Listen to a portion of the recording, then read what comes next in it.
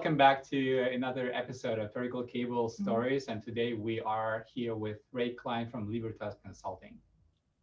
How you guys doing? Ray. Hey, Ray. Hey, how are you guys doing? We're good. How are you doing? I'm great. Thanks for having me on. I appreciate it. And how did you get started with low voltage? It was through like a lot of people. I found them on Instagram, definitely through Pierce of All Green Lights. I was following his account and, learning and trying to do better. And, he kind of said, you should check out this community, Low Voltage Nation. And it's just opened up a complete world for me. World of networking, right? Yeah. Virtual networking in this world, which is crazy. Yeah. I guess it's shown us anything is possible, anytime, anywhere. It's kind of just a way to adapt. And we've kind of all had to go through the transition together and make it work, whether it's working remote or having access to work in the office limited, just different ways to do different things. And it's all possible. So it's been an interesting transition, to say the least. Yeah, it's been good. So it's definitely been good. Yeah. Great. Tell us about a little bit about one of your projects that you did, Craven Hall. Sure. So the joint project we did with Low Voltage Nation and Vertical Cable was pretty much our biggest contributor. So thank you guys for everything you sent to us. Craven Hall's been great. Unfortunately, due to COVID and the restrictions here, Craven Hall is still not open necessarily to the public. So the schools in Pennsylvania aren't necessarily back yet full time. So Craven Hall isn't allowed to have, the students and the children on site like we'd like to. On the other side, though, which has been nice, they have been able to have some new meetings there that they weren't able to have before. So they've had their executive committee meetings. They've been able to lease that space out that we set up for them so that they can have community meetings now. And the infrastructure itself has just helped them to be able to set up virtual tours. I know they're in the process right now of building new virtual tours. They've built a new website, again, using all the technology and things that we've put in place to help them get there. It's been nice. I know that they're really looking forward to being fully open again. And I think that's probably going to happen in Q1 next year. But, until then, knock on wood, everything's been working great. Can you tell us, in our audience today, anyone who's tuning in maybe, a little bit about Craven Hall and why specifically you guys decided to take on that project?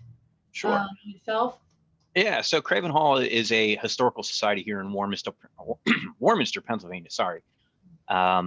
And it basically, the whole purpose of Craven Hall is to conserve local history. So whether that it is, the fact that it was a school at one point, it conserves that. The fact that it was a cemetery, it was a site of a local war. I mean, there's so much history just on that site. They want to preserve all of Montgomery and Bucks County's history at that location.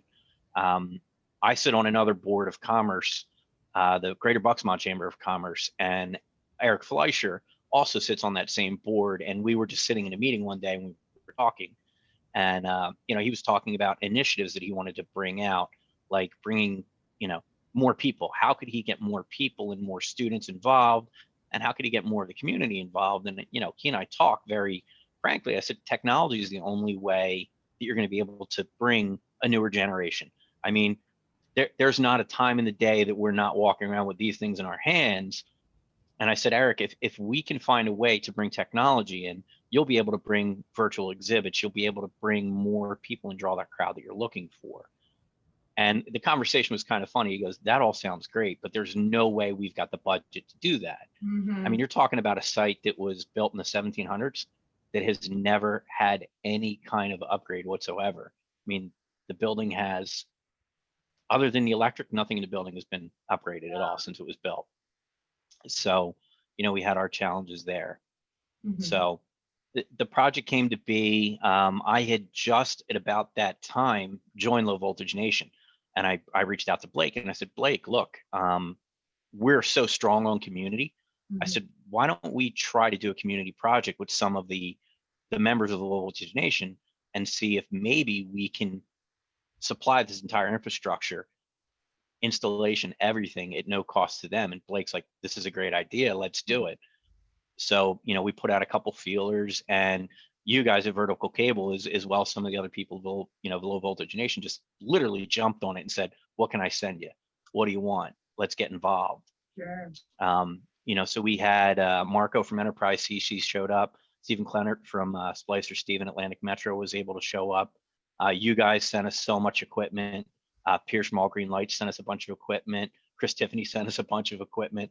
We'll be here for the next few hours. So guys, if you're listening, thank you again for everything you've done for us. It was great. I mean, literally we averaged somewhere between $30,000 and $50,000 of an install that was completely paid for by Low Voltage Nation and our local Chamber of Commerce, which was great. Like you said yourself, it's not possible to take on these types of initiatives, by yourself or just by one person or one company. So it's kind of, regardless, you guys are in PA, we're in Florida, people throughout and everywhere in between, states come together and are able to support, not just financially, but if you show up and you give your time and your energy, whether it's in, giving back products or giving our time to listen on how we can help and how we can promote. And, it's kind of how it makes all sorts of things possible. And we're here for the ride, for the long haul, and we continue to support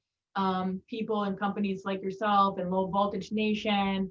We too try our best to support locally, October being Breast Cancer Awareness Month. We, donated a good amount of money to the Cancer Society because one of our customers is really big on that. So they're out in Tennessee and, they are huge in the community as well. So anything, depending on time of year, especially, as more people are involved, we try to get our employees involved, our customers involved, our neighborhoods involved. So we do the best that we can, and we want to continue to learn and grow together.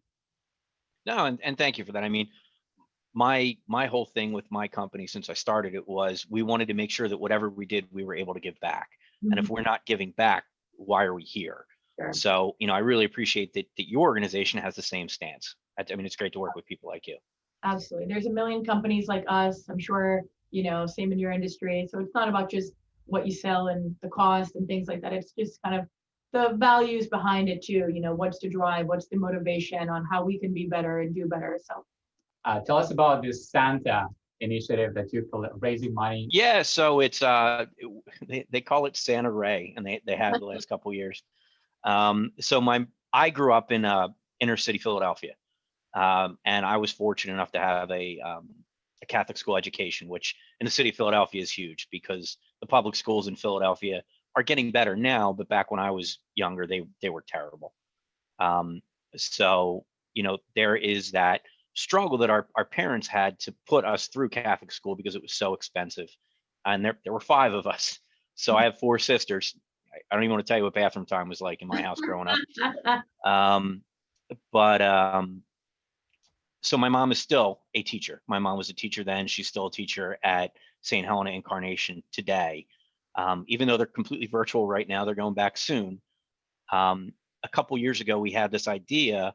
When I was a kid, Santa used to come to the school, and it was like a really big, exciting event for us. And I realized that, St. Helena Incarnation was not doing that.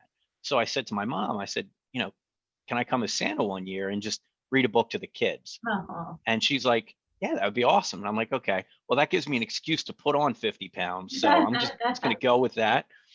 And it kind of turned into this thing where the first year I kind of went down, read a story to the kids and had some fun. The next year I'm like, why don't we try to raise some money? And I just put out some feelers and I said, look, I go down to the school every year. I read to the kids. I have each one of them take a picture with Santa. They sit on my lap. And then I become part of the Christmas pageant. So it's like the story of the birth of Jesus in the church.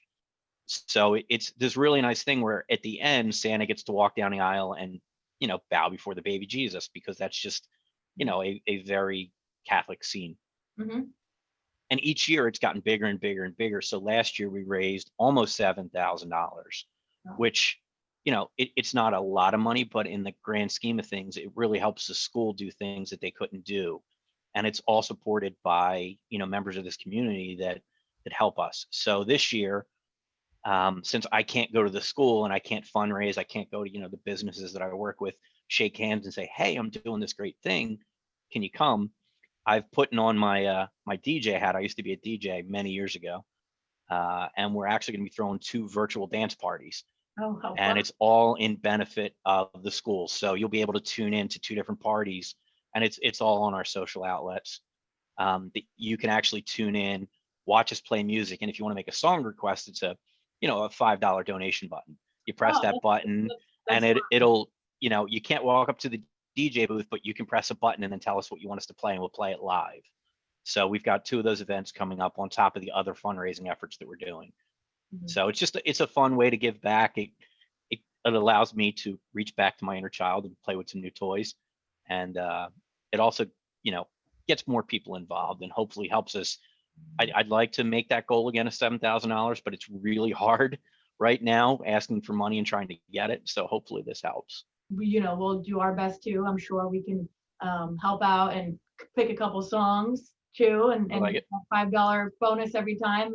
I'll get a couple more. It's good. Send me a playlist. We'll get it going. So what's your favorite genre of music? What do you guys like? Oh, Mike Ray likes I'm trying to think of a funny genre. Hip hop, baby. No. Absolutely. No, I'm all over. I like it all. I like hip hop. I like electronic, dance, 70s, 80s. Really great music taste. Yeah. No, same here. I mean, I hate to say it because I might lose a couple fans, but I'm pretty much everything but country. Yeah, so, same, yeah. Really. Yeah, so it's okay. It's important, and I think to continue to meet people along the way, like yourself, gives positivity and sheds light that there are like-minded people and like I said, companies that are willing to take time to give back. It's not just about what's coming in. You should be able to always put out something too. No, and I know I said it before, and I've not physically gotten the chance to come down and thank you guys, but I do want to when this the world goes back to normal. Thank you guys so much for everything you did for Craven Hall. I mean, that was a huge. It was Low Voltage Nation's first big community project that we all did together, and quite frankly, without you guys, it just wasn't possible. So really, from the bottom of my heart, thank you so much. Well, it's all of us. Yeah, trio. Okay, all right. Yeah, no. I mean, I'm going to take a little credit, just a little, but I mean. I take none. But no, thank you guys seriously so much. I mean, that was huge the way that you guys stepped up for us. A company and a community that you guys don't really know, that you're not really a part of, you stepped up huge, and we're very humbled by it. So thank you. Pleasure. We'll do what we can when we can, and continue that. So I could have prepared better. I could have put the Santa suit on. We could have prepared better, but I'm sorry I didn't today. What is coming down the VC pipe that you can share with us that maybe not everybody knows about yet? We just brought optical fiber ball cable, and this is something that we are super duper excited about. And we're still bringing great quality copper products as well, as you know. Oh yeah, absolutely. We use it every day. In fact, the install that we're doing the next 2 days, I mean, it's all vertical cable, patch panels, patch cables, your racks actually, I believe, your shelves. I mean, it's all vertical cable with the exception of the actual infrastructure. So we'll make sure to send you some pictures and tag you guys and everything. nice. Thank you again for all you're doing. It's amazing. And yeah, you too guys. Thank you again for being a huge part of this community. Ray. I appreciate it. I'm sure this is our first of many, conversations to be had about what's going on in the community. Hey Marco, how do you feel about this cable? So he said it's very slippery. So vertical cable, your stuff pulls so easy. It's sexy.